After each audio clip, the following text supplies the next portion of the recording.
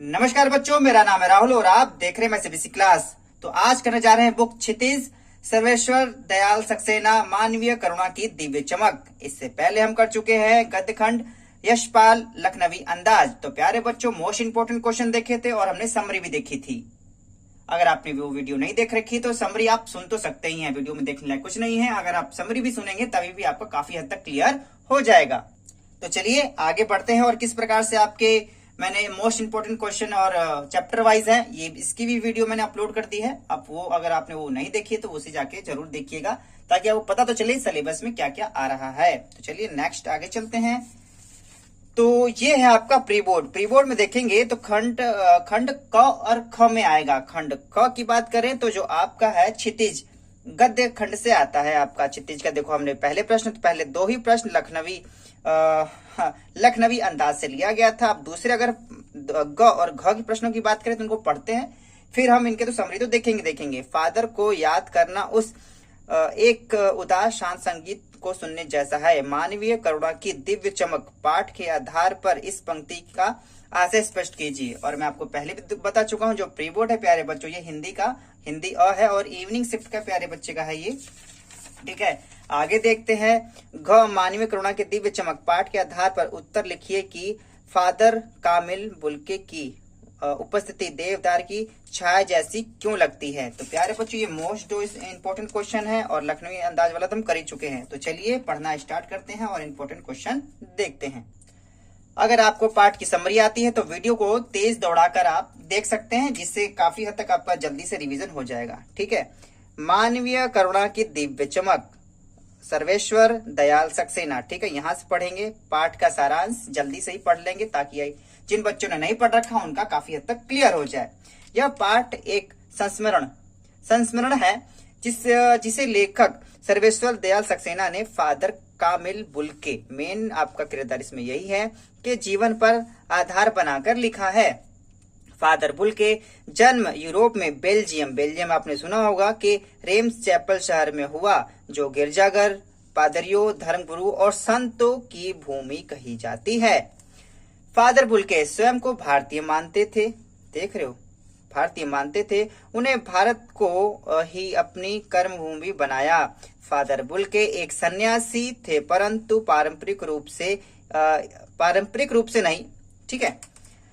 इसका अर्थ यह है कि वे संकल्प से सन्यासी थे, मन से उनका आचरण सन्यासी की तरह न था। लोगों के प्रति उनके मन में प्यार व लगाव था, जैसा प्रायः सन्यासियों में नहीं होता। अच्छा, आगे पढ़ते हैं। फादर बुल्के का व्यक्तित्व अत्यंत आकर्षक था। गोरा रंग, सफेद झाई मारती भूरी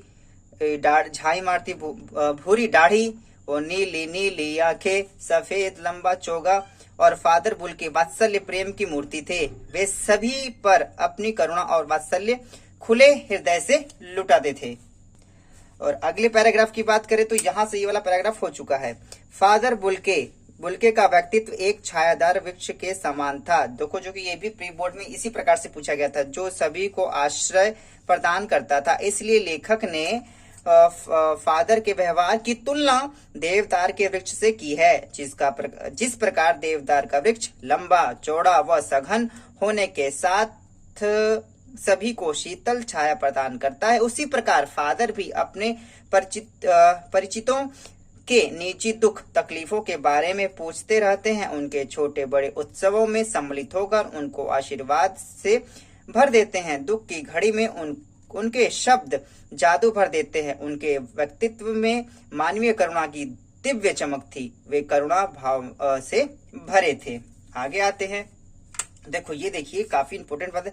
फादर ने इंजीनियरिंग के अंतिम वर्ष में पढ़ाई छोड़ दी। मतलब देखो, पढ़ाई छोड़ छाड़ के लोग संत बन जाते हैं और अच्छी बात है। देखो, इंजीनियरिंग की पढ़ाई आम बात नहीं। तो प्यारे बच्चों, मतलब क्या कि 10th के बाद आपको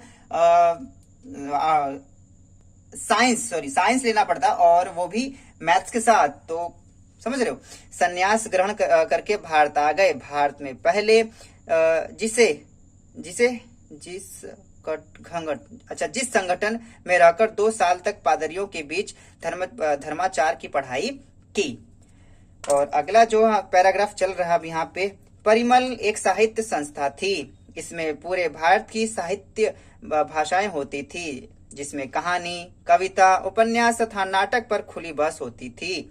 इसके बाद वे 9-10 वर्ष दार्जिलिंग में पढ़ते रहे, फिर कोलकाता से बीए किया, फिर इलाहाबाद में एमए, मतलब कि कलकत्ता में बीए, इलाहाबाद में एमए। जो प्रयागराज जानते हो ना प्यारे बच्चों, वही है इलाहाबाद। जो बच्चे नहीं जानते उनको बता रहा हूं मैं।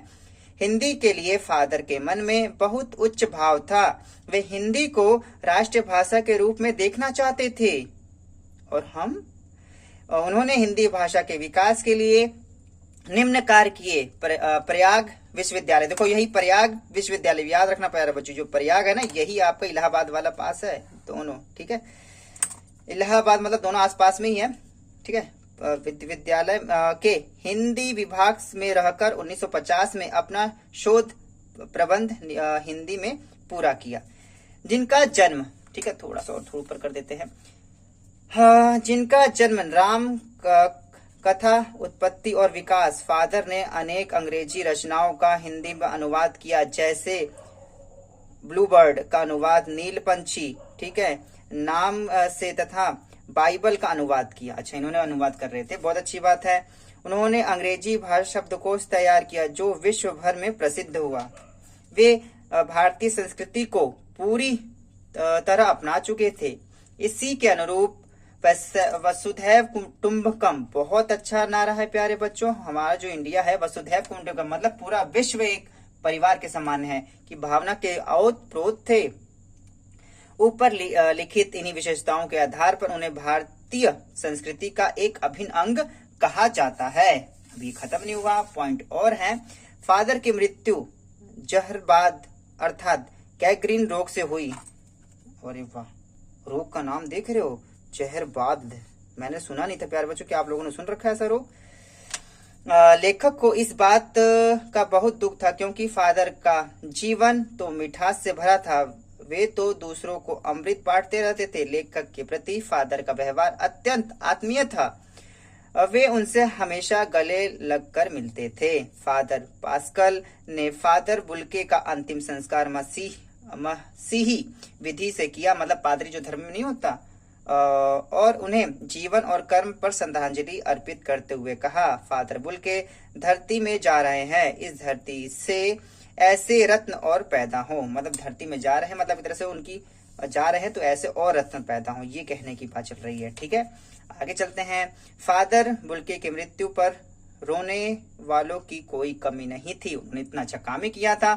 उनके जाने पर अनेक लोगों की आंखों में आंसू थे। उन लोगों की गिनती उनका उचित नहीं, क्योंकि इससे दुख और भी बढ़ जाएगा। फादर की याद में नम आंखों की गिनती करना प्रदर्शन करना जैसा हो जाएगा। फादर बुल्के को याद करना एक ऐसा काम है मानो उनकी उसी उदास शांत संगीत को सुनना हो।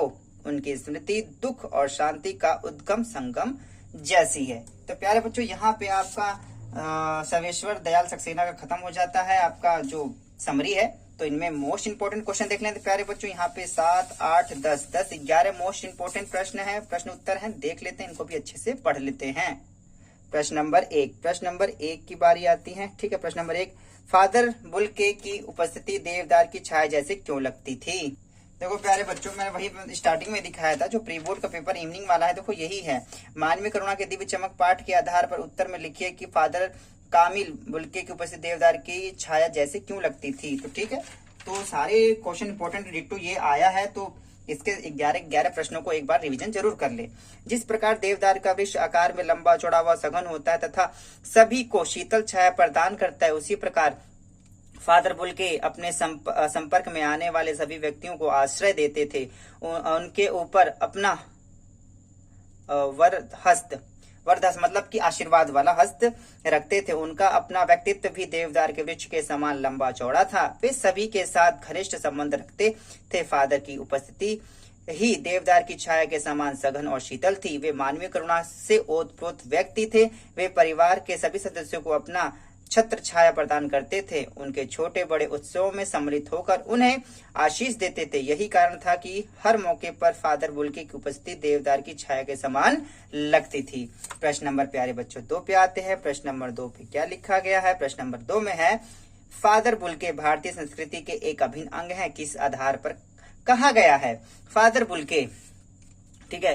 तो प्यारे बच्चों, उम्मीद आपको साफ सुथरा दिखाई दे रहा होगा। फादर बुल्के भारतीय संस्कृति के साथ अटूट रूप से जुड़े रहे। यद्यपि वे बेल्जियम से भारत में पादरी बनकर आए थे, उन्हें यही कोलकाता से बीए और इलाहाबाद से एमए की परीक्षा उत्तीर्ण की। प्रयाग विश्वविद्यालय से रामकथा उत्पत्ति और विकास शोध प्रबंधन पर पीएचडी की उपाधि प्राप्त की। सेंट जेवियर्स कॉलेज रांची में हिंदी और संस्कृति के विभागाध्यक्ष रहे। उन्हें हिंदी और भारतीय संस्कृति के विशेष लगाव था। वे हिंदी को राष्ट्रीय भाषा के रूप में देखना चाहते थे। वे भारतीय संस्कृति परंपराओं को पूरी तरह आत्मसात कर चुके थे। ठीक है, तो उम्मीद है प्यारे बच्चों आपको चीजें समझ में आ रही होगी। प्रश्न नंबर 3 पे चलते हैं। पाठ में आए उन प्रसंगों का उल्लेख कीजिए जिसके फादर बुल्के पर हिंदी प्रेम प्रकट होता है। उन्होंने देखो एमए बीए किया यार, और अध्यक्ष भी बने, पीएचडी भी की, कम है ये। फादर बुल्के ने अपने समस्त दीक्षा हिंदी में की। उन्होंने इलाहाबाद विश्वविद्यालय से हिंदी एमए की प्रयाग विश्वविद्यालय से हिंदी विभाग में रहकर 1950 में अपना शोध प्रबंध रामकथा उत्पत्ति और विकास पूरा किया। फादर ने अनेक अंग्रेजी रचनाओं का हिंदी में अनुवाद किया, जैसे ब्लू बर्ड का अनुवाद नील पंछी नाम से किया तथा बाइबल का अनुवाद किया। उन्होंने अंग्रेजी हिंदी शब्दकोश तैयार किया जो विश्व भर में प्रसिद्ध हुआ। हिंदी, उनका प्रेम तो यहाँ से भी दिखता है। मेन पॉइंट तो प्यारे बच्चों ये लगा मुझे, हिंदी को राष्ट्रभाषा के रूप में देखना चाहते थे और इसके लिए चिंता करते थे। वे इसके पक्ष में अटकाए तर्क देते थे। हिंदी वालों द्वारा ही हिंदी की उपेक्षा पर वे दुखी होते थे। मतलब हिंदी बोलने वाले ही शर्म कर रहे हैं, इस बात को लेकर वो दुखी हुआ करते थे। आज अंग्रेजी बोलने वाले को समझदार, हिंदी वाले बोलने वाले को बेवकूफ समझा जाता है। प्यारे बच्चों ये नहीं है, हिंदी तो हमारी मातृभाषा होना ही चाहिए और राष्ट्रभाषा भी घोषित कर देनी चाहिए। चलिए आगे आते हैं प्रश्न नंबर 4। प्रश्न नंबर 4, इस पाठ के आधार पर फादर कामिल बुल्के की जो छवि उभरती है उससे अपने शब्दों में लिखिए। इस पाठ के आधार पर फादर कामिल बुल्के की छवि एक भारतीय संत की सी उभरती है। उनकी रगों में दूसरों के लिए मिठास भरा अमृत था। वे परोपकारी थे। फादर बुल्के का व्यक्तित्व अत्यंत आकर्षक था। गोरा रंग, सफेद दाढ़ी, सफेद झाई मारती भूरी दाढ़ी, नीली आंखें, सफेद लंबा चोगा था। ठीक है, काफी अच्छा है। 4 भी प्रश्न हुए हैं। चलो चौथे पे अभी तक चल रहे हैं। ठीक है, ये रहा। फादर कामिल बुल्के वात्सल्य की मूर्ति थे, मतलब जो बच्चों से प्यार किया करते थे। वे सभी पर अपनी करुणा और वात्सल्य खुले हृदय से लुटाते थे। वे कभी क्रोध नहीं करते थे। उनका जीवन अत्यंत सादा था। उन्हें इलाहाबाद की सड़कों पर साइकिल चलाते देखा जाता था। फादर बुल्के के मन में रामकथा और हिंदी के प्रति अनन्य श्रद्धा थी। श्रद्धा कपूर की बात नहीं चल रही है यहाँ पे, लेकिन उन्होंने रामकथा पर ही शोध किया था। फादर बुल्के रिश्ते निभाना जानते थे। उनके वर्षों के अंतराल के बाद मिलने पर बड़ी आत्मीयता के साथ मिलते थे। मतलब जब उनके काफी कुछ समय से मिले तो काफी गर्मजोशी से, मतलब काफी शांत तरीके से ही मिलते थे। कहने मतलब अपना पन लगा के मिलते थे। प्रश्न नंबर 5 की बात करें। लेखक ने फादर बुल्के को मानवीय करुणा की दिव्य चमक क्यों कहा? लेखक ने फादर को मानवीय करुणा की दिव्य चमक इसलिए कहा क्योंकि उनके हृदय में मानव मात्र के लिए करुणा की भावना भरी हुई थी। वे सभी पर अपनी ममता लुटाते थे। उनके व्यक्तित्व में करुणा की दिव्य चमक झलकती थी। दुखियों को सांत्वना देते थे, उन्हें खुद से उबारते थे। उनके शब्द मर्म को छूते थे। करुणा भाव उनके व्यक्तित्व का अभिन्न अंग था। इतने शांत स्वभाव थे प्यारे बच्चों, क्या बात है। प्रश्न नंबर 6, फादर बुल्के ने सन्यासी की परंपरागत छवि से अलग एक नई छवि प्रस्तुत की। कैसे? क्वेश्चन घूम के भी आ सकता है। घूम के कैसे? फादर बुल्के संकल्प के सन्यासी थे परंतु मन से नहीं।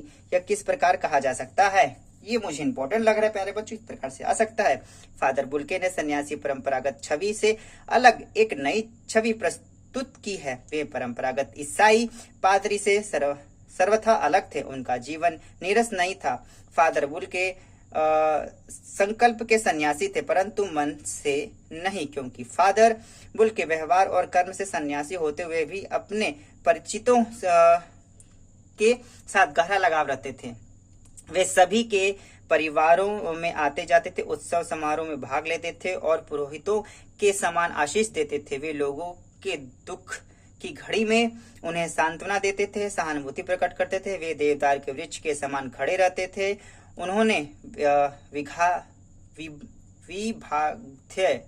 विभागध्यक्ष की, मुझे इतनी गर्मी लग रही है ना, सच बता रहा हूं, लेकिन चैप्टर पूरा करना है, के रूप में कार्य करके जीविकोपार्जन किया, मतलब अपना जीवन व्यापन किया। इस प्रकार फादर बुल्के एक सन्यासी तो थे, पर उनकी छवि सन्यासी की परंपरागत छवि से पृथक थी। मतलब जिस प्रकार सन्यासी थे उनसे थोड़ा सा अलग होते थे। सन्यासी जो होते हैं वो लोगों से लगाव नहीं रखते थे, लेकिन ये लोगों से लगाव वगैरह रखते थे। लेखक, प्रश्न नंबर 7 पे आते हैं प्यारे बच्चों।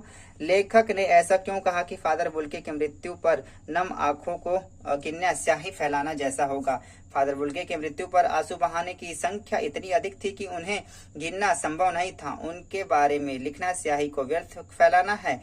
लेखक को यह विश्वास नहीं था कि इस विदेशी सन्यासी की मृत्यु पर भारत में इतने लोग रोएंगे। उनकी मृत्यु पर भारत के अनेक गणमान्य व्यक्तियों की आंखों में आंसू आ गए थे। बहुत अच्छी बात है, उनका व्यक्तित्व इसी प्रकार से। प्रश्न नंबर 8 आते हैं। फादर को याद करना एक उदास शांत संगीत को सुनने जैसा है। लेखक ने ऐसा क्यों कहा है? लेखक को फादर बुल्के को याद करना एक उदास शांत संगीत के सुनने जैसा लगता है। जिस प्रकार शांत संगीत को सुनने से हमारे मन को सुकून और शांति प्राप्त होती है, हमारी आंखें अपने आप नम हो जाती हैं, ठीक उसी प्रकार फादर को याद करते समय लेखक के मन को शांति व सुकून मिलता था। ठीक है, प्रश्न नंबर 8 खत्म हुआ है। तो 9, 10, 11 प्यारे बच्चों 3 प्रश्न और रखे हैं, अच्छे से देख लेते हैं। प्रश्न नंबर 9 में क्या पूछ रहा है? आपके विचार से बुल्के ने भारत आने का मन क्यों बनाया? देखो, ये इस प्रकार से आ सकता है आपकी विचारधारा से कि आप क्या सोचते हैं इस पाठ को पढ़ने पर। हमारे विचार से बुल्के भारत की सभ्यता और संस्कृति से प्रभावित होकर भारत आने का मन बनाया होगा। इसके मन में बचपन से ही अध्यात्म के प्रति गहरी रुचि थी। तभी तो उनकी माँ ने कहा था कि लड़का तो हाथ से गया। लड़का जो अगर भगवान में थोड़ा रुचि लगा दे, लड़का तो हाथ से गया, उनकी माँ कह रही थी। फादर बुल्के भारत के लोगों के साथ की सभ्य व्यवहार, रहन सहन, आचार विचार आदि से प्रभावित रहे होंगे। ऋषि मुनियों की तपोभूमि होने के कारण उनके मन में भारत भूमि के प्रति श्रद्धा की भावना रही होगी। उनके मन में भगवान राम के प्रति श्रद्धा भाव रहा होगा, तभी उन्होंने राम कथा को अपने शोध का विषय बनाया। बहुत अच्छी बात है। प्रश्न नंबर 10 देखते हैं किस प्रकार से पूछा गया है। प्रश्न नंबर 10 में है, प्रश्न नंबर 10 है, बहुत सुंदर है मेरी जन्मभूमि रेम्स चैपल। इस पंक्ति में फादर बुल्के की अपनी जन्मभूमि के प्रति कौन सी भावनाएं अभिव्यक्त है? आप अपने जन्मभूमि के बारे में क्या सोचते हैं? ठीक है, बहुत सुंदर है मेरी जन्मभूमि रेम्स चैपल। इस पंक्ति में फादर बुल्के की अपनी जन्मभूमि के प्रति अपना श्रद्धा एवं प्रेम की भावना प्रकट होती है। यद्यपि वे अपने देश में कुछ समय तक ही रहे, पर उनके मन में अपने देश के प्रति अगाध श्रद्धा भाव था। मुझे भी अपनी जन्मभूमि बहुत प्रिय लगती है। मैं अपनी जन्मभूमि की माँ के समान मानता हूँ और मैं इस प्यारे देश को छोड़ के कभी नहीं जा सकता और मैं इस देश से कभी भी गद्दारी नहीं कर सकता। जय हिंद, जय भारत। ठीक है, इस वजह से हर वीडियो के अंत में बोलता हूं मैं, क्योंकि मुझे सच में अपने देश से सच में लगाव है और लोगों को भी प्रेरित करता हूं कि वो भी लगाव करते रहे। प्रश्न नंबर 11 में आते हैं। परिमल के बारे में आप क्या जानते हैं? इस संदर्भ में लेखक को फादर बुल्के क्यों याद आते हैं? ये मुझे इतना इम्पोर्टेंट नहीं लगा, लेकिन लास्ट पढ़ लेते हैं। परिमल इलाहाबाद में एक प्रमुख साहित्यिक संस्था थी जिसके अनेक प्रमुख साहित्यकार भाग लेते थे। फादर कामिल बुल्के भी इसके अभिन्न सदस्य थे। इनमें होने वाली गोष्ठियों, मतलब जो बैठकें होती हैं, में वे बड़ी रुचि से भाग लेते थे। वे वहां अपने विचार व्यक्त करते थे। उसमें फादर हिंदी प्रेम झलकता था। लेखक को फादर का वह हिंदी प्रेम अभी तक है। इसी संदर्भ में लेखक फादर को याद करता है। तो प्यारे बच्चों, यहाँ पे समाप्त हो जाता है। उम्मीद है आपको ये क्षितिज की गद्य खंड, ठीक है, सर्वेश्वर दयाल सक्सेना का मानवीय करुणा की दिव्य चमक, ये आपको अच्छा लगा होगा, समझ में आया होगा। यशपाल हम पहले कर चुके हैं। प्यारे बच्चों, गद्य खंड समाप्त हो चुका है। इसके बाद जो मैं आपकी वीडियो लेके आऊंगा काव्य खंड की होगी। आपको पता है इसमें सूर्यकांत त्रिपाठी निराला का होगा। उसके बाद ऋतुराज कन्यादान का होगा। ठीक है। मैं CBSE क्लास की इस वीडियो को देखने धन्यवाद। तब तक के लिए जय हिंद, जय भारत।